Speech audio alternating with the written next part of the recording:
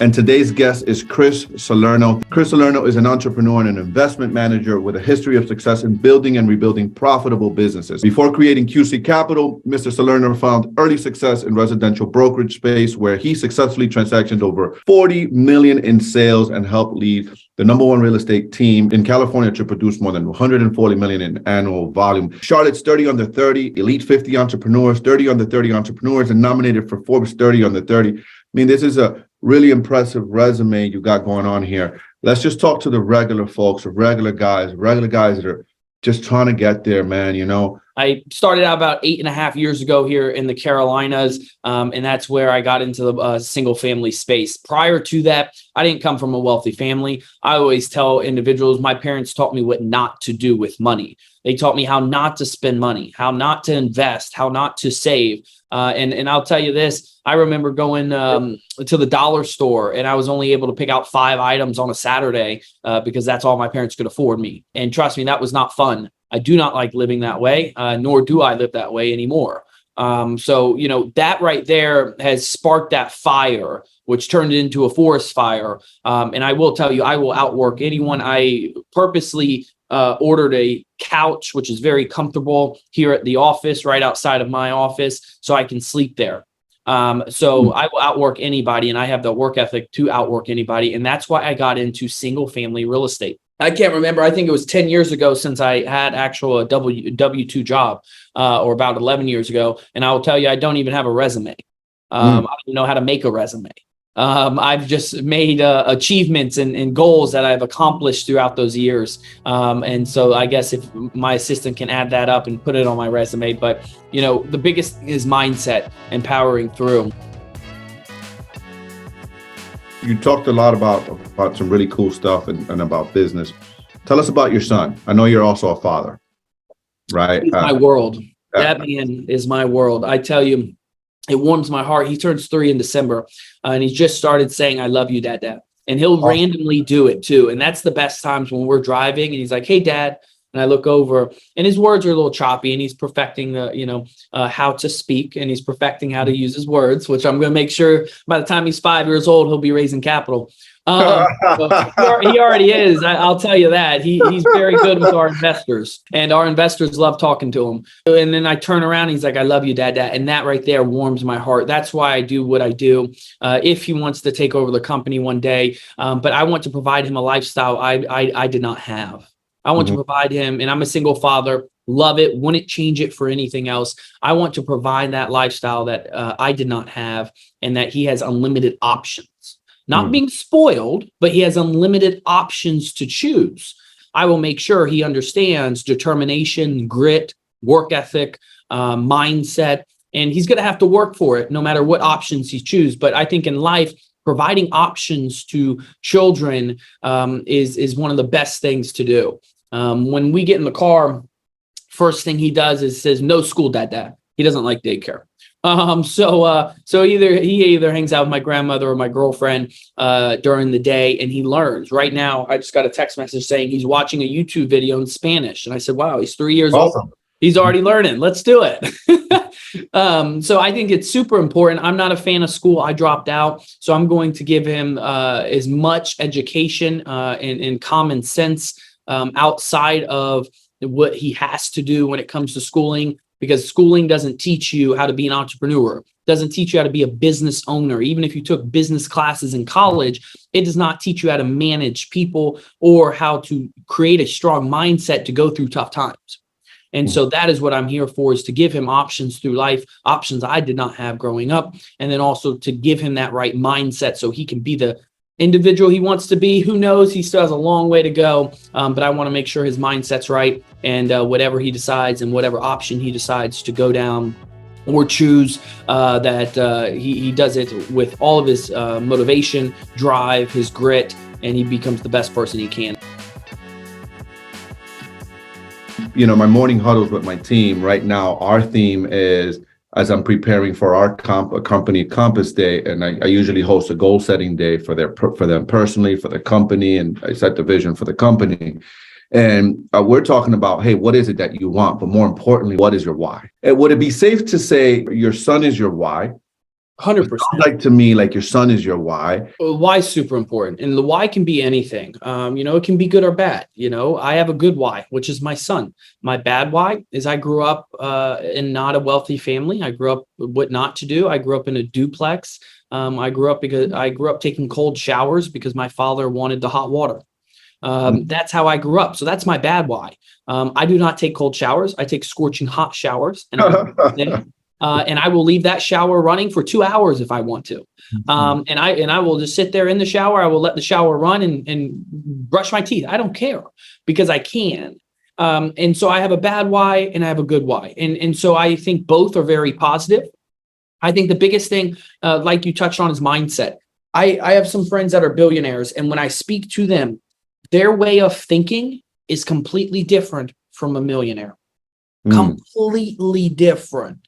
Tell me about that. Unbelievable. I mean, the way they analyze situations, the way they think outside the box, the way they put into perspective options during a business transaction or during a business deal, it's unbelievable. And one of the biggest strengths I have in negotiating, and I'll tell you this, hopefully no one negotiates against me because I'll learn to. I will win, but it's using the power of silence and patience at the same time. The power of silence and patience at the same time. And you may want to jump the gun and try to get a deal done, but individuals need to be patient. I have no feelings when it comes to business, and that's part of my mindset. And so if the deal goes south, it goes south. I'm done. I walk away. I don't care. I know there's going to be another deal out there. Individuals who cannot control their mind and really can't think on their why, both good and bad, end up making bad decisions because they have feelings involved. You transitioned from salesman to businessman in this real estate space, right? You was one of the top sales guys. You transitioned from salesman. And that's a tough thing to do, especially when you're successful. I'm going to speak for myself because I was very successful early on in my career in sales. Made 6 figures at 24. I was a rich guy at 24. I felt like a freaking millionaire. Right. I was there with you. Right when I made that first 6 figures, I was like, I'm living the life. And I realized this is not. This is nothing. Right. But one of my biggest struggles was shifting from that sales guy to the business owner mindset, right? And you had that shift. When did that happen for you? So mindset is super important to me. And I want to touch on, the time management portion, which is very important. Time management, as a CEO, I have to put out a lot of fires. And so I do not have a set schedule during the day, believe it or not. And then I talked to this with my coach, and I have 2 coaches. One's a high performance coach with mindset and personal, or in mindset, both business and personal. And then I also have a business coach that is more geared towards multifamily investing. So I have both of those individuals that has helped me tremendously. And I'm a big believer in getting a coach and a mentor or coach. Mentors are different, but getting a coach to help guide you through the path to help achieve your goals. When it comes to time management, little things I do, or like I said, I have to put out fires. So I can't have a set schedule throughout the day because I may have my door opened and my managing partner says, hey, we got an issue. And I say, okay, what is it? Let me address it. What has helped me is, one, addressing things right there on the spot, thinking from options. What is my options in this current situation? What can I do to address the situation? All of that has helped me really utilize my time, the same 24 hours as we all have, to my advantage. Another little task I do, I'm sure you get robocalls and a bunch of calls. I do not answer a number that is not in my phone. You can leave me a voicemail. If you choose not to leave me a voicemail, that is on you. If it's a new investor, I recommend please leave me a voicemail. If not, shoot me a text message. Other than that, I do not answer phone calls that are not in my phone. If you really broke down the time you've calculated by answering 5 phone calls or 6 phone calls a day, and then it's some person that's trying to sell you insurance or healthcare or your car warranty, you'll realize that you're taking up possibly 30 to 40 minutes out of your day. If not, maybe let's just say 10, 20 minutes. Let's say 20 minutes. And then say that happens 7 times. I've always been a business-minded individual, trying to think on business. For example, every time I buy something for this cup of coffee, I register in my head, okay, I'm not just, or some people may say I'm just buying a vanilla latte. I'm registering, okay, how much does it cost to buy the cups, buy the lids? How much does it cost for the 4 shots of espresso? How much does it cost for the milk? How much does it cost for the employee to make the milk? How much does it cost for the 4 shots of vanilla that they've just put into it?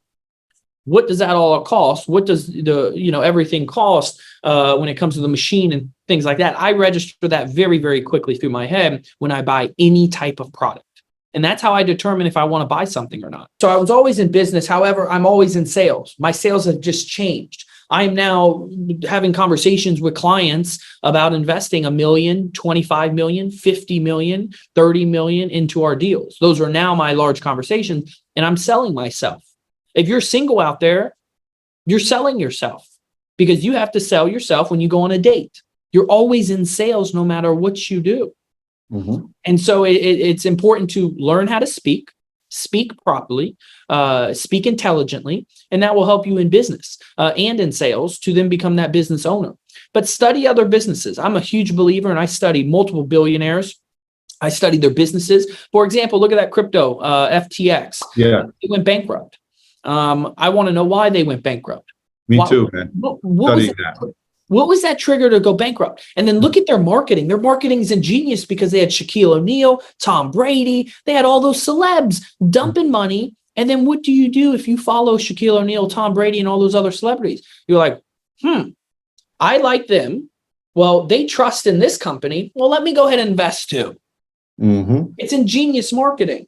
However, they went bankrupt because it wasn't being operated properly and wasn't being audited properly.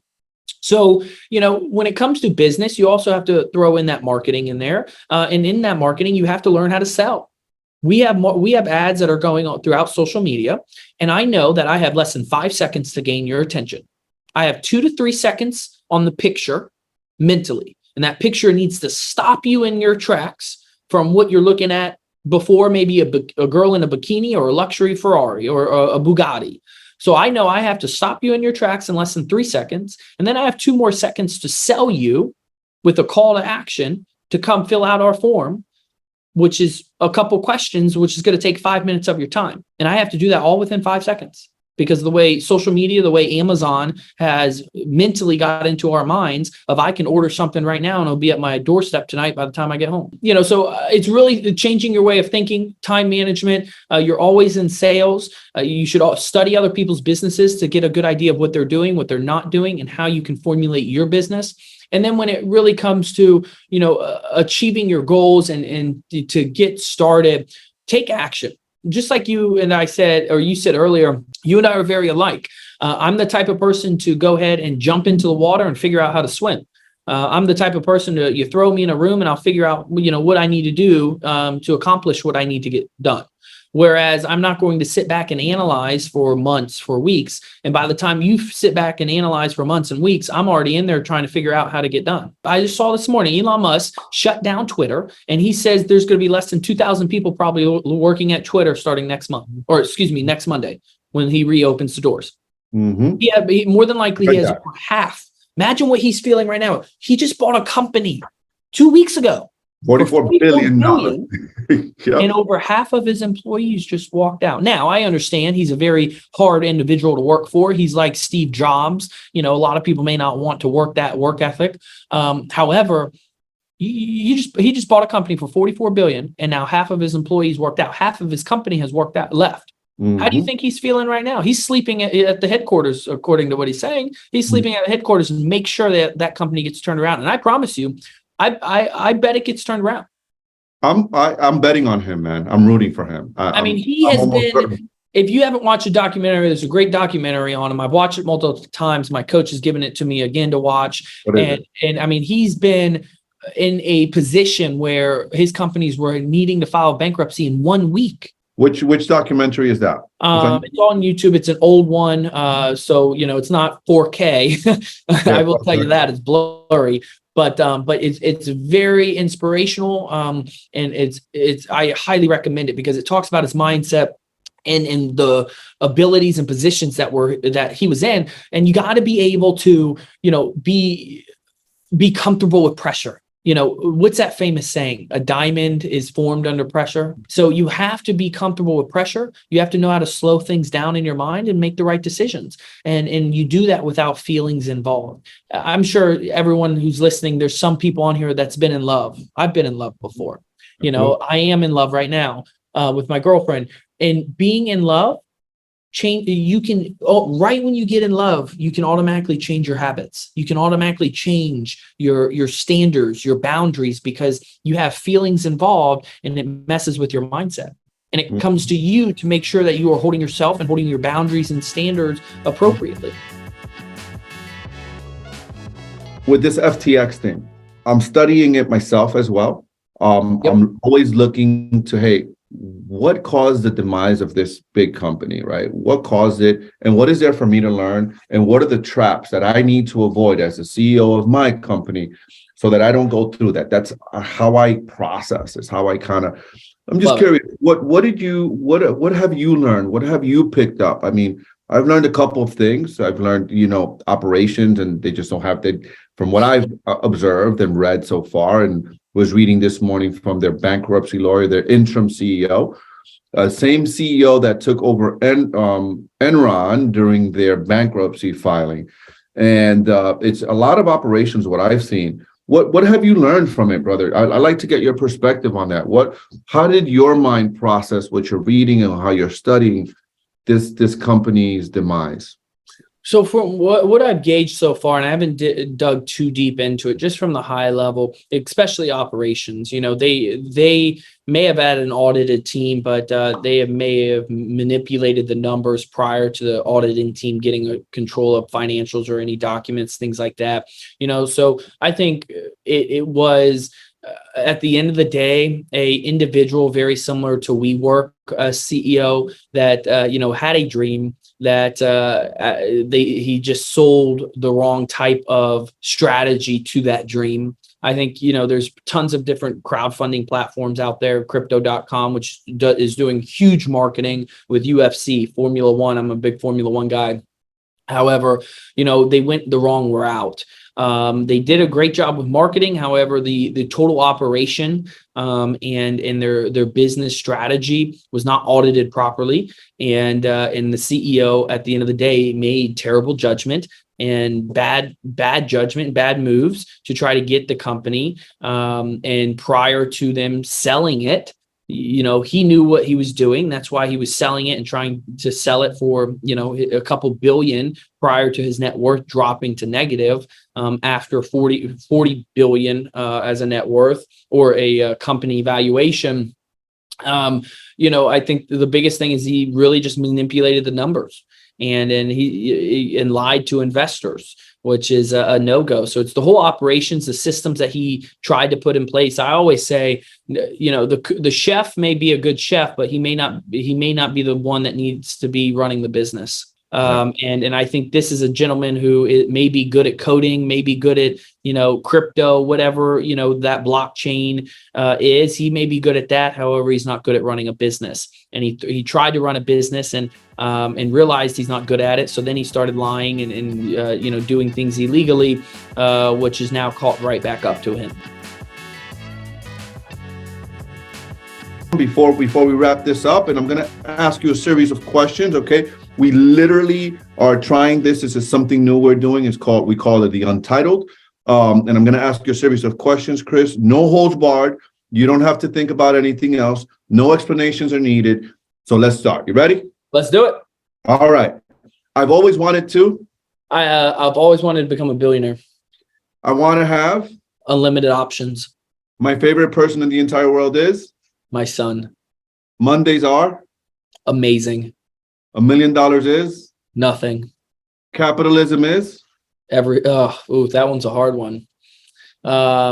It's the way the world is right now. Capitalism or socialism? That one's a difficult one. I think China being a capitalism country, same with Russia. I mean, I think deep down, no matter what, each government is capitalized. I mean, is a capitalism government. I mean, they have control of everything, whether they say we have freedom in the United States or not. They control everything at the end of the day. Family or money?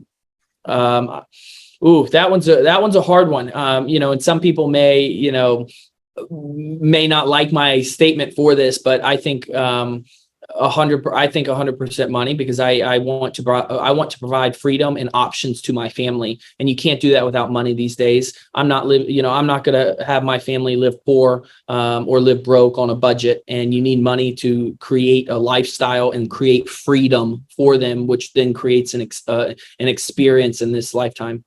Business or friends? Business. Self-care or self-love? Ooh, that one's a good one. I think that's both. I think self-care is self-love. I would have to say both if I could pick both, because I think self-care is self-love. Trump or Biden? Trump. Cats or dogs? Dogs. No. What type of cats? I like lions and cheetahs. So I consider those cats. So I would pick that. So thank you for coming on the show, brother, being a great sport. Now, how can people get a hold of you? People wanted to connect you. People wanted to invest with you. Where do people go? How do people reach you? And how do they connect with you? Yes. Thank you so much for, spending the time being on this podcast, listening to myself, my story, my background, my son, and my big why. I definitely appreciate giving back my knowledge. The best way to get a hold of us, or if you're looking to invest alongside of us, is to go in to our Google, type in qccapitalgroup.com. In the top right-hand corner, it says Become an Investing Partner. Click on that, fill out the information. We'll have one of our team members get a hold of you to see if we are a good fit. And once you do that, I will personally go ahead and send you a signed copy of my book that has came out, which is the Mindful Multifamily Booklet. It is on Amazon. Just make sure you go ahead and put this podcast in the sources on how you heard about us, and I'll make sure you get a signed copy of that book so you can learn how to start investing in these larger deals. Thank you, brother. Thank you for being here, guys. Connect with him. Check it out. Go to his website and make sure I get that free book. I'm going to pick up your book and check it out too, my friend. Really appreciate you being here, brother. And we'll have you back on here soon, man. I probably want to have you back on here next year if you're open to it. The market starts to so let's see what happens with the market, because I don't know what's going to happen with the market. See. No one really knows, man. And so I'm excited about that. Thank you, brother. And we'll see you soon. All right. Sounds good. We'll talk soon. Bye. Hey guys, thanks for watching this video to the very end. If you want to continue to watch videos like this one, click this video right here. I think you would enjoy that. And if you want to continue to learn from me and learn how to create wealth through real estate investing, check out my online course. It's in the links below. It's how to get your first off-market deal in under 60 days or less. Thanks again for watching. Really appreciate you guys. Peace out.